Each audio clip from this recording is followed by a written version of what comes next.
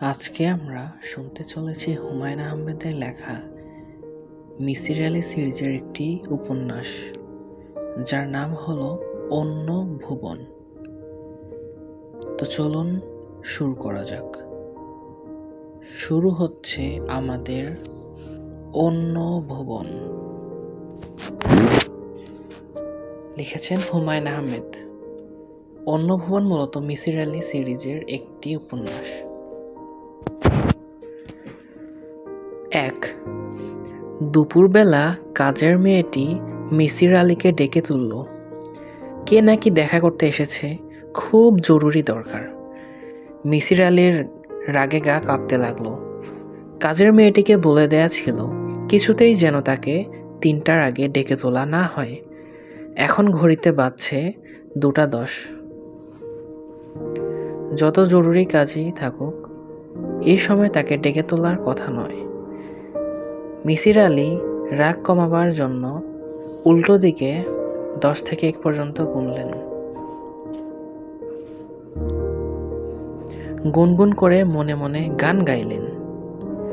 আজই এ বসন্তে এত ফুল ফোটে, এত পাখি গায়। এই গানটি গাইলে তার রাগ আপনাতেই কিছুটা নেমে যায়, কিন্তু আজ নামছে না। কাজের মেয়েটির ভাবলেশহীন মুখ দেখে তা আরও বেড়ে যাচ্ছে। তিনি গম্ভীর গলায় ডাকলেন, রেবা। জি। আর কোনো দিন তুমি আমাকে 3টার আগে ডেকে তুলবে না। জি আচ্ছা। 2 থেকে 3টা, এই 1 ঘন্টা আমি প্রতিদিন দুপুরে ঘুমিয়ে থাকি। এর নাম হচ্ছে সিয়াস্তা, বুঝলে? জি। ঘড়ি দেখতে জানো? জি না। মিসির আলির রাগ দপ করে নিভে গেল। যে মেয়ে ঘড়ি দেখতে জানে না, সে তাকে 3টার সময় ডেকে তুলবে কিভাবে? রেবা মেয়েটি নতুন কাজে এসেছে, তাকে শিখিয়ে পড়িয়ে নিতে হবে। রেবা, জি। আজ সন্ধ্যার পর তোমাকে ঘড়ি দেখা শেখাবো। 1 থেকে 12 পর্যন্ত সংখ্যা প্রথম শিখতে হবে, ঠিক আছে? জি, ঠিক আছে। এখন বলো, যে লোকটি দেখা করতে এসেছে সে কেমন? রেবা অবাক হয়ে তাকিয়ে রইল। মানুষ মানুষেরই মতন, আবার কেমন হবে? তার এই সাহেব কি সব অদ্ভুত কথাবার্তা যে বলে, পাগল ধরনের কথাবার্তা। বলো বলো, চুপ করে আছো কেন? মিসির আলি বিরক্ত হলেন। এই মেয়েকে কাজ শেখাতে সময় লাগবে। তিনি গম্ভীর মুখে বললেন, মানুষকে দেখতে হবে খুঁটিয়ে খুঁটিয়ে, বুঝতে পারছো? মেয়েটি মাথা নাড়ল। মাথা নাড়ার ভঙ্গি থেকেই বলে দেয়া যায় সে কিছুই বোঝেনি, বোঝার চেষ্টাও করেনি। সে শুধু ভাবছে এ লোকটির মাথায় দোষ আছে, তবে দোষ থাকলেও লোকটা ভালো, বেশ ভালো। রেবা এ পর্যন্ত 2টি গ্লাস, একটা পিরিচ এবং একটা প্লেট ভেঙেছে, একটা কাপের বোটা আলগা করে ফেলেছে। সে তাকে কিছুই বলেনি, একটা ধমক পর্যন্ত দেয়নি। ভালো মানুষগুলি একটু পাগল পাগলই হয়ে থাকে। মিসির আলি হাত বাড়িয়ে সিগারেটের প্যাকেট নিলেন। একটা সিগারেট বের করে হাত দিয়ে গুঁড়ো করে ফেললেন। তিনি সিগারেট ছাড়বার চেষ্টা করছেন। যখনই খুব খেতে ইচ্ছে করে, তিনি একটি সিগারেট বের করে গুঁড়ো করে ফেলেন এবং ভাবতে চেষ্টা করেন। একটি সিগারেট টানা হলো। এতে কোনো লাভ হচ্ছে না, শুধু মেজাজ তিরিক্ষে হয়ে যাচ্ছে। রেবা, জি। এখন আমি তোমাকে কিছু প্রশ্ন করব, তুমি উত্তর দেবে। তোমার উত্তর থেকে আমি ধারণা করতে পারবো যে লোকটি এসেছে সে কি রকম। রেবা হাসল, তার বেশ মজা লাগছে। প্রথম প্রশ্ন, যে লোকটি এসেছে সে গ্রামে থাকে না শহরে? গ্রামে। লোকটি বুড়ো না জোয়ান? জোয়ান। রোগা না মোটা? রোগা। কি কাপড় পরে এসেছে? মনে নাই। কাপড় পরিষ্কার না ময়লা? ময়লা। হাতে কি আছে? ব্যাগ বা ছাতা এসব কিছু আছে? না। চোখে চশমা আছে? না। মিসির আলি থেমে থেমে বললেন, তোমাকে যে প্রশ্নগুলি করলাম সেগুলো মনে রাখবে। কেউ আমার কাছে এলে আমি এইগুলি জানতে চাই, বুঝতে পারছো? জি, এখন যাও, আমার জন্য 1 কাপ চমৎকার চা বানাও। দুধ চিনি কিচ্ছু দেবে না, শুধু লিকার। বানানো হয়ে গেলে চায়ের কাপে 1 দানা লবণ ফেলে দেবে। লবণ? হ্যাঁ, লবণ। মিসির আলি উঠে দাঁড়ালেন। বসার ঘরে যে লোকটি এসেছে তাকে দেখা দরকার। রেবার কথা মতো লোকটি হবে গ্রামের, ময়লা কাপড় পরে এসেছে, জোয়ান বয়স, হাতে কিছুই নেই। এই ধরনের একজন লোকের তার কাছে কি প্রয়োজন থাকতে পারে? বসার ঘরে যে লোকটি বসেছিল সে রোগা নয়, পরনে গ্যাভার্ডিনের স্যুট, হাতে চামড়ার একটা ব্যাগ, বয়স 50-এর উপরে, চোখে চশমা। মিসির আলি মনে মনে একটি দীর্ঘ নিঃশ্বাস ফেললেন। রেবা মেয়েটির পর্যবেক্ষণ শক্তি মোটেই নেই, একে বেশি দিন রাখা যাবে না। মিসির আলি বসে থাকা লোকটিকে তীক্ষ্ণ চোখে দেখতে লাগলেন। তিনি ঘরে ঢোকার সময় লোকটি উঠে দাঁড়াননি, দাঁড়ানোর মতো ভঙ্গি করেছে। বসে থাকার মধ্যেও একটা স্পর্ধার ভাব আছে। লোকটি তাকিয়ে আছে সরু চোখে, যেন সে কিছু একটা যাচাই করে নিচ্ছে। মিসির আলি বললেন, ভাই, আপনার নাম? আমার নাম বরকতুল্লাহ, আমি ময়মনসিংহ থেকে এসেছি। কোনো কাজে এসেছেন কি? হ্যাঁ, কাজেই এসেছি। আমি অকাজে ঘোরাঘুরি করি না। আমার কাছে এসেছেন? আপনার কাছে না আইলে আপনার ঘরে বসে আছি কেন? ভালোই বলেছেন। এখন বলুন কি ব্যাপার, অল্প কথায় বলুন। বরকতুল্লাহ সাহেব থমথমে গলায় বললেন, আমি কথা কম বলি, আপনাকে বেশিক্ষণ বিরক্ত করব না। তিনি লক্ষ্য করলেন লোকটি আহত হয়েছে, তার চোখ মুখ লাল। মিসির আলি খুশি হলেন, লোকটি বড় বেশি স্পর্ধা দেখাচ্ছে। বরকতুল্লাহ সাহেব, চা খাবেন? জি না, আমি চা খাই না। আমার যা বলার তা আমি খুব অল্প কথায় বলে চলে যাব। মিসির আলি হাসতে হাসতে বললেন, অল্প কথায় কিছু বলতে পারবেন বলে আমার বিশ্বাস হচ্ছে না। আপনার অভ্যাস হচ্ছে বেশি কথা বলা। আপনি চা খাবেন কি না তার জবাব দিতে গিয়ে একটি দীর্ঘ বাক্য বলেছেন। আপনি বলেছেন, জি না, আমি চা খাই না। আমার যা বলার তা আমি খুব অল্প কথায় বলে চলে যাব। এই বাক্যটিতে 17টি শব্দ আছে। বরকতুল্লাহ সাহেব অবাক হয়ে তাকালেন, তার ভ্রু কুঞ্চিত হলো। মিসির আলি মনে মনে হাসলেন, কাউকে বুদ্ধির খেলায় হারাতে পারলে তার খুব আনন্দ হয়। বরকতুল্লাহ সাহেব, আপনি কি চান? আপনার সাহায্য চাই। তার জন্যে আমি আপনাকে যথাযথ সম্মানই দেব। আমি ধনাঢ্য ব্যক্তি না হলেও দরিদ্র নই। আমি চেক বই নিয়ে এসেছি।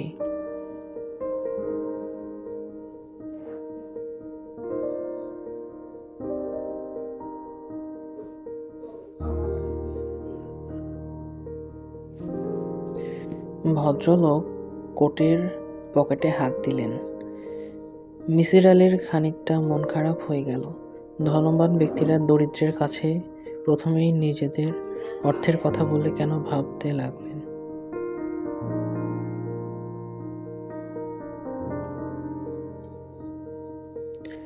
ধনবান ব্যক্তিরা দরিদ্রের কাছে প্রথমেই নিজেদের অর্থের কথা বলে কেন ভাবতে লাগলেন।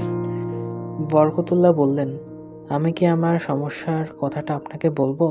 মিসির আলি বললেন, তার আগে জানতে চাই, আপনি আমার নাম জানলেন কি করে? আমি এমন কোনো বিখ্যাত ব্যক্তি নই যে ময়মনসিংহের একজন লোক আমার নাম জানবে।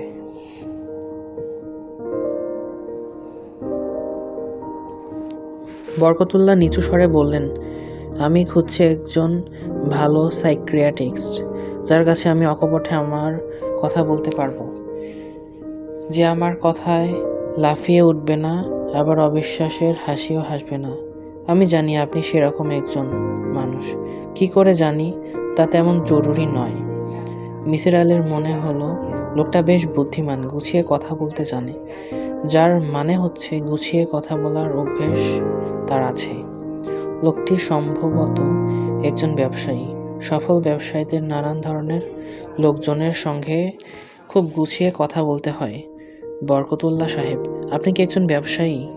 হ্যাঁ, আমি একজন ব্যবসায়ী। কতদিন ধরে ব্যবসা করছেন? প্রায় 10 বছর। এখন করছি না। কিসের ব্যবসা? আপনি আমাকে জেরা করছেন কেন বুঝতে পারছি না। আপনার সমস্যা নিয়ে আমি মাথা ঘামাবো কিনা তা জানার জন্যে জেরা করছি। যদি আপনাকে আমার পছন্দ হয় তবেই আপনার কথা শুনবো। সবার সমস্যা নিয়ে আমি মাথা ঘামাই না। যথেষ্ট পরিমাণ টাকা পেলেও না? না, আমার সম্পর্কে ভালো রকম খোঁজখবর আপনি নেননি। যদি নিতেন তাহলে জানতেন যে আমি টাকা নেই না। বরকতউল্লাহ সাহেব দীর্ঘ সময় চুপ করে রইলেন। তিনি তার সামনে বসে থাকা রোগাটে লোকটিকে ঠিক বুঝে উঠতে পারছেন না। কথাবার্তা বলছে অহংকারী মানুষের মতো, কিন্তু বলার ভঙ্গিটি সহজ ও স্বাভাবিক। আপনি টাকা নেন না কেন জানতে পারি কি? নিশ্চয় পারেন। টাকা নিলেই এক ধরনের বাধ্যবাধকতা এসে পড়ে। আমি তার মধ্যে যেতে চাই না। অন্যের সমস্যা নিয়ে চিন্তা করা আমার পেশা নয়, শখ। শখের ব্যাপারে কোনো রকম বাধ্যবাধকতা থাকা উচিত নয়। কি বলেন? ঠিকই বলেছেন। আমি আপনার সব প্রশ্নের জবাব দেব।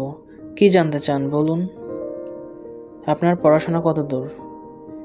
এমএ পাস করেছি, পলিটিক্যাল সায়েন্স। আপনি বলছেন ব্যবসা ছেড়ে দিয়েছেন, কেন? এই প্রশ্নের জবাব আপনাকে পরে দেব। অন্য প্রশ্ন করুন। আপনি বিবাহিত? হ্যাঁ, আমার 9 বছর বয়সী একটি মেয়ে আছে। আপনার সমস্যা এই মেয়েকে নিয়েই, নয় কি? জি হ্যাঁ, কি করে বুঝলেন? মেয়ের কথা বলার সময় আপনার গলার স্বর পাল্টে গেল। তা থেকে আন্দাজ করছি। আপনার স্ত্রী মারা গেছেন কতদিন হলো? প্রায় 9 বছর। স্ত্রী মারা গেছেন, সেটা কি করে বলতে পারলেন? বাচ্চাদের কোনো সমস্যা হলে মা নিজে আসেন। এক্ষেত্রে আপনি আসেননি দেখে সন্দেহ হয়েছিল। তাছাড়া বিপত্নিক মানুষদের দেখলেই চেনা যায়। আমি কি এবার আমার ব্যাপারটা বলবো?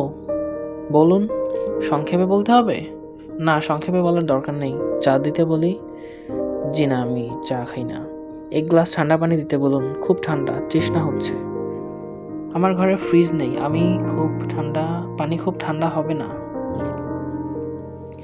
ভদ্রলোক তৃষ্ণার্তের মতোই পানির গ্লাস শেষ করে দ্বিতীয় গ্লাস চাইলেন। মিসির আলি বললেন, আরেক গ্লাস দেব? আর লাগবে না। তাহলে আপনি শুরু করুন। আপনার মেয়ের নাম কি? তিন্নি। বলুন তিন্নির কথা।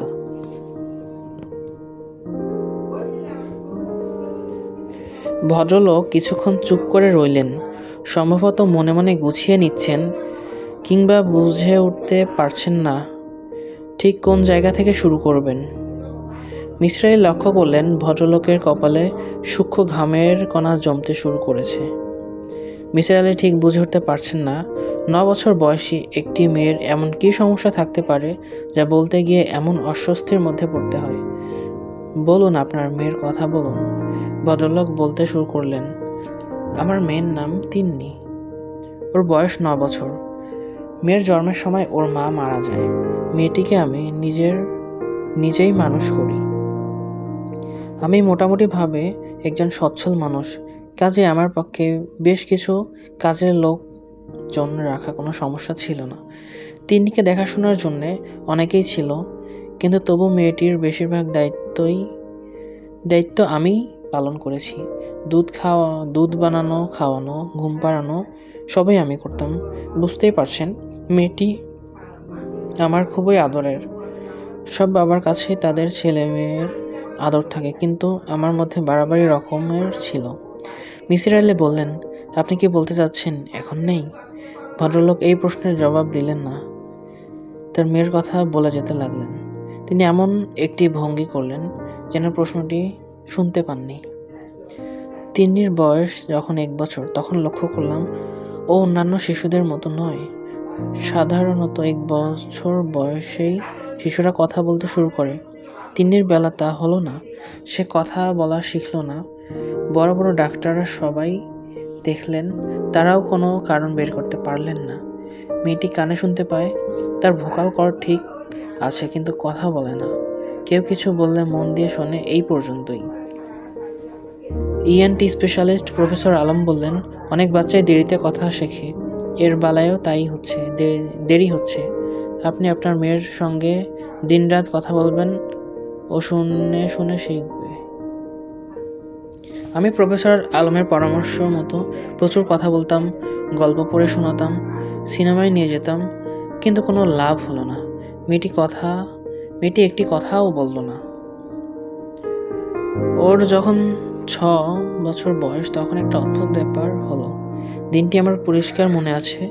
জুলাই মাসের 3 তারিখ, শুক্রবার। আমি দুপুরের খাওয়া দাওয়ার পর ঘুমোচ্ছি, শরীরটা ভালো যাচ্ছিল না, জ্বর ভাব। হঠাৎ তিন্নি আমাকে ধাক্কা দিয়ে ঘুম থেকে জাগালো এবং পরিষ্কার গলায় বলল, বাবা, অসময়ে ঘুমোচ্ছ কেন?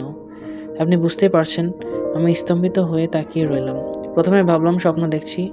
তিন্নি কথা বলেছে, একটি দুটি শব্দ নয়, পুরো বাক্য বলেছে, অত্যন্ত স্বাভাবিক ভঙ্গিতে বলেছে, কোনো রকম জড়তা নয়, অস্পষ্টতা নয়।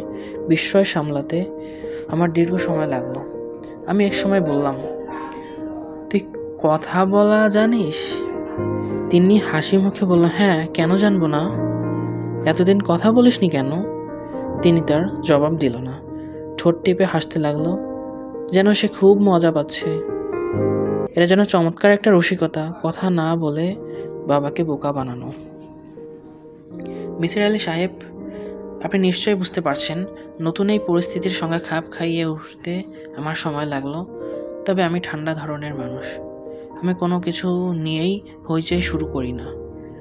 প্রথমে নিজে বুঝতে চেষ্টা করি, কিন্তু তিন্নির ব্যাপারটা আমি কিছুই বুঝলাম না। হঠাৎ করে কথা বলা শুরু করা ছাড়াও তার মধ্যে অনেক বড় ধরনের অস্বাভাবিকতা ছিল। এই পর্যন্ত বলেই বরকতুল্লাহ সাহেব থামলেন, পানি খেতে চাইলেন। মিসির আলি তাকিয়ে রইলেন তীক্ষ্ণ দৃষ্টিতে।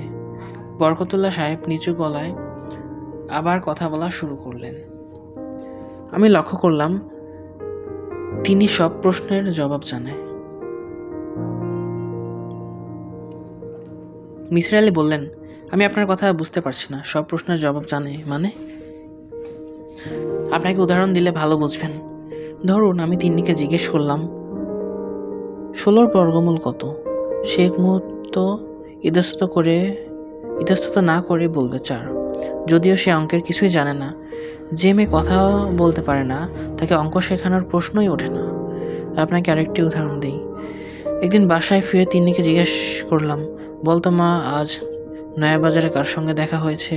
সে সঙ্গে সঙ্গে বলল, হালিম সাহেবের সঙ্গে। হালিম আমার বাল্য বন্ধু। তিন্নি তাকে চেনে না, তার সঙ্গে আমার মেয়ের কোনো দিন দেখা হয়নি। হালিমের সঙ্গে আমার দেখা হয়েছে, এটা তিন্নি জানার কোনো কারণ নেই। মিসির আলি সাহেব, বুঝতেই পারছেন, আমি খুব চিন্তিত হয়ে পড়লাম। তার কিছুদিন পর আরেকটি অদ্ভুত ব্যাপার ঘটল। রাতের বেলা তিন্নিকে নিয়ে খেতে বসেছি। হঠাৎ ইলেকট্রিসিটি চলে গেল। আমি হারিকেন জ্বালানোর জন্য বললাম। কেউ হারিকেন খুঁজে পেল না। প্রয়োজনের সময় কিছুই খুঁজে পাওয়া যায় না। টর্চ আনতে বললাম, তাও কেউ পাচ্ছে না। আমি বিরক্ত হয়ে ধমকাধমকি করছি। তখন তিন্নি বলল, বাতি চলে গেলে সবাই এত হইচই করে কেন? আমি বললাম, অন্ধকার হয়ে যায় তাই। অন্ধকার হলে কি অসুবিধা? অন্ধকারে কিছু দেখা যায় না, সেটাই অসুবিধা। তুমি দেখতে পাও না? শুধু আমি কেন, কেউই দেখতে পায় না। আলো ছাড়া কিছুই দেখা যায় না মা। তিনি খুবই অবাক হলো, বিস্মিত গলায় বলল, কিন্তু আমি তো অন্ধকারেও দেখতে পাই। আমি তো সব কিছু দেখছি। প্রথমে ভাবলাম সে ঠাট্টা করছে, কিন্তু না, ঠাট্টা নয়, সে সত্যি কথাই বলছিল। সে অন্ধকারে দেখে, খুব পরিষ্কার দেখে। বরকতুল্লাহ সাহেব থামলেন, রুমাল বের করে চশমার কাজ পরিষ্কার করতে লাগলেন। মিসির আলি বললেন, আপনার মেয়ের প্রসঙ্গে আরো কিছু কি বলবেন? তিনি না সূচক মাথা নাড়লেন। আর কিছুই বলার নেই? আছে, কিন্তু এখন আপনাকে বলতে চাই না। কখন বলবেন? প্রথমে আপনি আমার মেয়েকে দেখবেন, ওর সঙ্গে কথা বলবেন, তারপর আপনাকে বলবো। ঠিক আছে। আপনার মেয়ের এখন বয়স হচ্ছে 9। মেয়ের অস্বাভাবিকতাগুলো তো আপনার অনেক আগেই চোখে পড়েছে। কোনো ডাক্তারের সঙ্গে কথা বলেছেন? না। ডাক্তার এর কি করবে? কোনো সাইকিয়াট্রিস্ট? না। আপনিই প্রথম ব্যক্তি যার কাছে আমি এসেছি।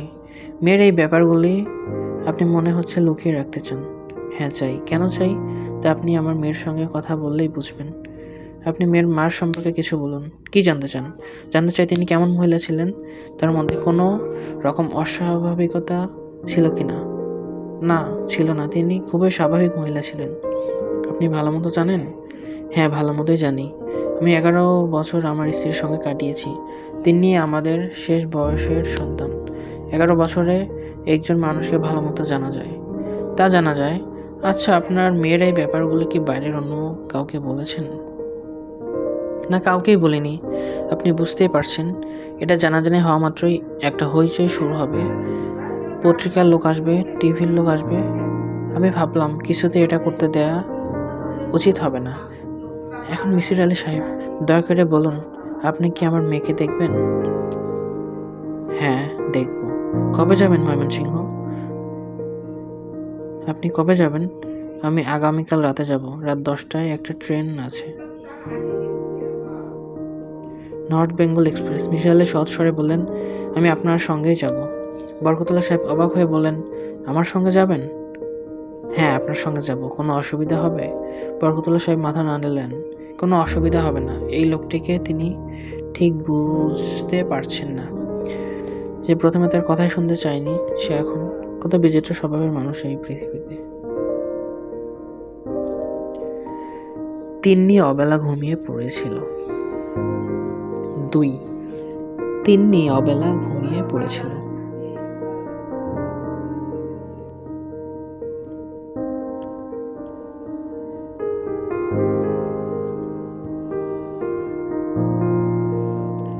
দুই, তিন্নি অবেলায় ঘুমিয়ে পড়েছিল। ঘুম ভাঙল সন্ধ্যার আগে আগে। আঁধার হয়ে আসছে, চারদিকে শুনশান নীরবতা। দোতলায় কেউ নেই, কেউ থাকে না কখনো। এবারে সব মানুষজন থাকে একতলায়। তিনি যখন কাউকে ডাকে তখনই সে আসে, তার আগে কেউ আসে না। তিন্নির কাউকে ডাকতে ইচ্ছে করছে না। সে জানালার পাশে গিয়ে বসলো। এখান থেকে রাস্তা দেখা যায়। রাস্তা দিয়ে লোকজন যাওয়া আসা করছে, নানান ধরনের মানুষ। কারোর সঙ্গে কারোর কোনো মিল নেই। কত মজার মজার কথা এক একজন ভাবছে।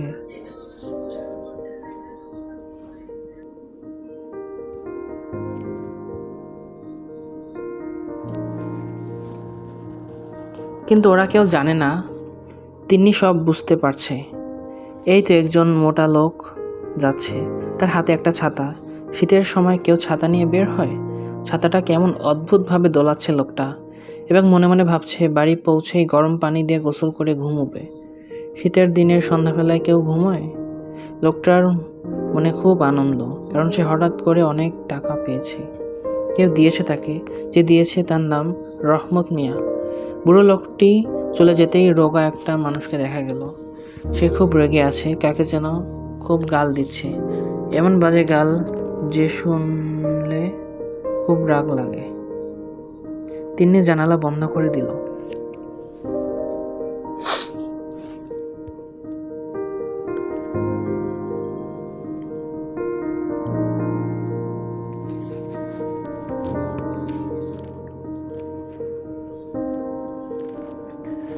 ঘরটা এখন অন্ধকার। অন্ধকারে কেউ কিচ্ছু দেখতে পায় না, কিন্তু সে পায়। কেউ অন্ধকারে দেখতে পায় না, সে পায় কেন? সে কেন অন্য মানুষদের মতো নয়? কেন সবাই তাকে ভয় পায়? এই যে সন্ধ্যা হয়ে গেছে, কিন্তু কেউ তার কাছে আসছে না। যতক্ষণ সে না ডাকবে ততক্ষণ আসবে না। এলেও খুব ভয়ে ভয়ে আসবে, দরজার ওপাশে দাঁড়িয়ে ফিসফিস করে বলবে, তিন্নি আপা, তিন্নি আপা। এমন রাগ লাগে। রাগ হলে তিন্নির সবাইকে কষ্ট দিতে ইচ্ছে করে। তখন তার কপালের বাঁ পাশের চিনচিনে ব্যথা হয়। ব্যথা হলে রাগ আরো বেড়ে যায়। রাগ বাড়লে ব্যথা বাড়ে। কি কষ্ট, কি কষ্ট! তিন্নির দরজা খুলে বারান্দায় এসে দাঁড়ালো এবং রিনরিনে গলায় ডাকলো, নাজিম, নাজিম। নাজিমের পায়ের শব্দ পাওয়া যাচ্ছে। সে ভয়ে ভয়ে সিঁড়ি দিয়ে উঠে আসছে। তিনি তাকে দেখতে পাচ্ছে না। দোতলার ওঠার সিঁড়ি পিছনের দিকে, কিন্তু তবু তিন্নি পরিষ্কার বুঝতে পারছে নাজিম রেলিং ধরে ধরে উপরে আসছে। তার হাতে 1 গ্লাস দুধ। নাজিম তার জন্য দুধ আনছে। কি বিশ্রী ব্যাপার, সে দুধ চায়নি তবুও আনছে। এমন গাধা কেন লোকটা? তিন্নি আপা। তিন্নি তাকালো না। নাজিম সিঁড়ির মাথায় দাঁড়িয়ে আছে, খুব খুব ভয় পাচ্ছে। ভয়ে তার পা কাঁপছে। দুধ এনেছেন কেন? দুধ খাবো না। অন্য কিছু খাবেন আপা? না, কিচ্ছু খাবো না। জি আচ্ছা। বাবা কবে আসবে আপনি জানেন? জানি না আপা। বাবা কাল সকালে আসবে। একা আসবে না, একটা লোককে নিয়ে আসবে। নাজিম কিছু বলল না। তিন্নি কাটা কাটা গলায় বলল, আপনি আমার কথা বিশ্বাস করছেন না, তাই না? করছি আপা, আমি সব কিছু বুঝতে পারি। আমি জানি আপা, আপনি আমাকে ভয় করেন কেন? আমি ভয় করি না আপা। না করেন, আপনারা সবাই আমাকে ভয় করেন। আপনি করেন, আবুর মা করে, দারোয়ান করে, সবাই ভয় করে। যান, আপনি চলে যান। দুধ খাবেন না? না, খাবো না, কিচ্ছু খাবো না। বাতি জ্বালিয়ে দেই? না, বাতি জ্বালাতে হবে না। জি আচ্ছা, আমি যাই আপা। না, আপনি যেতে পারবেন না, আপনি দাঁড়িয়ে থাকুন। নাজিম দাঁড়িয়ে রইল। তিন্নি তার ঘরে ঢুকে ছবি আঁকতে বসলো। ঘর এখন নিকষ অন্ধকার, কিন্তু তাতে তার কোনো অসুবিধা হচ্ছে না। অন্ধকারেই বরং রঙগুলি পরিষ্কার দেখা যায়। তিন্নি অতি দ্রুত ব্রাশ চালাচ্ছে। ভালো লাগছে না, কিচ্ছু ভালো লাগছে না। কান্না পাচ্ছে। সে তার রঙগুলি দূরে সরিয়ে কাঁদতে শুরু করলো।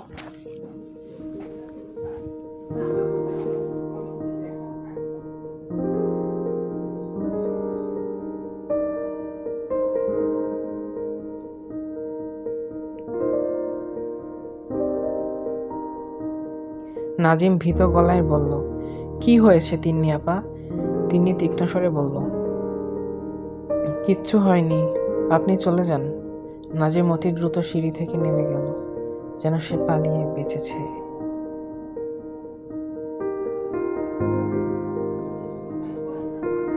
তিন তারা ময়মনসিংহে এসে পৌঁছালেন ভোর রাতে। তখনও চারদিক অন্ধকার, কিছুই দেখার উপায় নেই। মিসির আলির মনে হলো বিশাল একটি রাজপ্রাসাদের সামনে দাঁড়িয়ে আছেন। গাছগাছালিতে চারদিক ঢাকা। বারান্দায় অল্প পাওয়ারের একটি বাতি জ্বলছে, তাতে চারদিকের অন্ধকার আরো গাঢ় হয়েছে। মিসির আলি বললেন, রাজবাড়ি বলে মনে হচ্ছে। বরকত সাহেব শীতল গলায় বললেন, এক সময় ছিল সুসং দুর্গাপুরের মহারাজার বাড়ি, আমি কিনে নিয়েছি। দারোয়ান গেট খোলা মাত্র ছোটাছুটি শুরু হয়ে গেল। অনেক লোকজন বেরিয়ে এলো, সবাই ভৃত শ্রেণীর।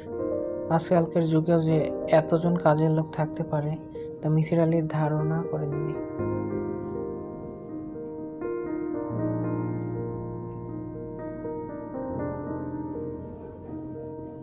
তিনি লক্ষ্য করলেন, এরা কেউ তিন্নি মেয়েটির উল্লেখ করছে না।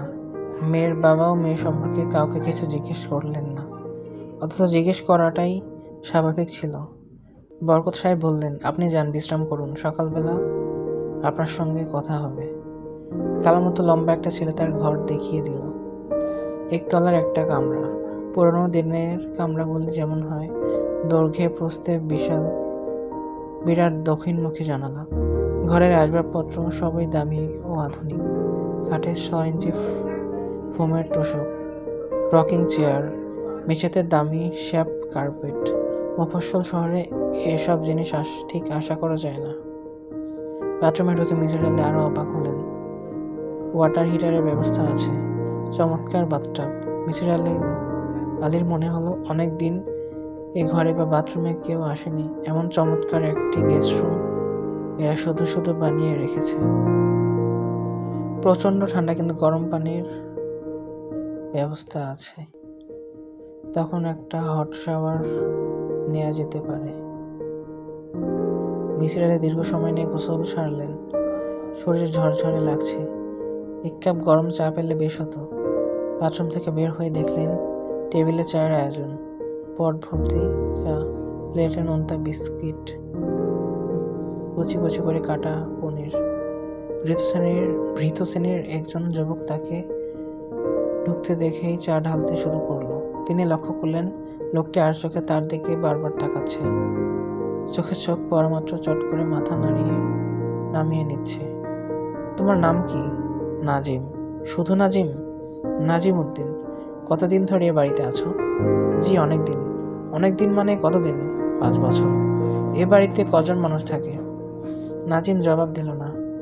চায়ের কাপে চিনি ঢেলে এগিয়ে দিল। তার ভাবভঙ্গি দেখে মনে হচ্ছে সে এখন চলে যাবে। মিসির আলি দ্বিতীয়বার জিজ্ঞেস করলেন, বাড়িতে কজন মানুষ থাকে? স্যার, আমি কিছু জানি না। আমি কিছু জানি না মানে? তুমি 5 বছর এই বাড়িতে আছো, অথচ জানো না এ বাড়িতে কজন মানুষ থাকে? জি না স্যার, আমি জানি না। বরকত সাহেব এবং তার মেয়ে এ দুজন ছাড়া আর কজন মানুষ থাকে? আমি স্যার কিছুই জানি না। মিসির আলি বড়ই অবাক হলেন, আর কোনো প্রশ্ন করলেন না। চায়ে চুমুক দিলেন, সিগারেট ধরালেন। তিনি সিগারেট ছেড়ে দেওয়ার চেষ্টা করছেন, সেটা মনে রইল না। এই লোকটি কোনো কিছু বলতে চাচ্ছে না কেন? বাধা কোথায়? নাজিম মৃদু স্বরে বলল, স্যার, বিছানায় শুয়ে বিশ্রাম নেবেন? না, আমি অসময়ে ঘুমোবো না। সকালে নাস্তা দেওয়া হবে 7:30টায়। ঠিক আছে স্যার, আমি আসি, পাশের ঘরেই আছি। দরকার হলে কলিং বেল চাপবেন, দরজার কাছে কলিং বেল আছে। তিনি মাথা নাড়লেন, কিছু বললেন না।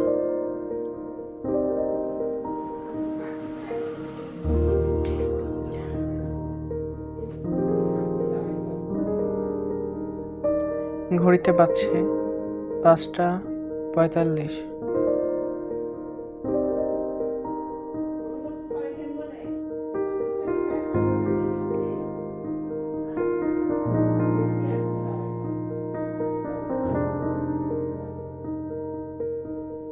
আকাশ ফর্সা হতে শুরু করেছে। তিনি বারান্দায় এসে দাঁড়ালেন। ঘড়িতে বাজছে 5:45। আকাশ ফর্সা হতে শুরু করেছে। তিনি বারান্দায় এসে দাঁড়ালেন। ব্রহ্মপুত্র নদী নিশ্চয়ই খুব কাছে। ভোরবেলা নদীর পাড় ধরে হাঁটতে ভালো লাগবে। এই শহরে এর আগে তিনি আসেননি। অপরিচিত শহরে ঘুরে বেড়াতে চমৎকার লাগে। গেট বন্ধ। গেটের পাশের খুপড়ি ঘরটায় দারোয়ান নিশ্চয়ই ঘুমোচ্ছে। মিসির আলি উঁচু গলায় ডাকলেন, দারোয়ান, দারোয়ান, গেট খুলে দাও। দারোয়ান বেরিয়ে এলো, কিন্তু গেট খুলল না। যেন সে কথা বুঝতে পারছে না। গেট খুলে দাও, আমি বাইরে যাব। গেট খোলা যাবে না। খোলা যাবে না মানে? কেন যাবে না? বড় সাহেবের হুকুম ছাড়া খোলা যাবে না। তার মানে কি বলছো তুমি? এটা কি জেলখানা নাকি? দারোয়ান কোনো উত্তর না দিয়ে নিজের ঘরে ঢুকে গেল।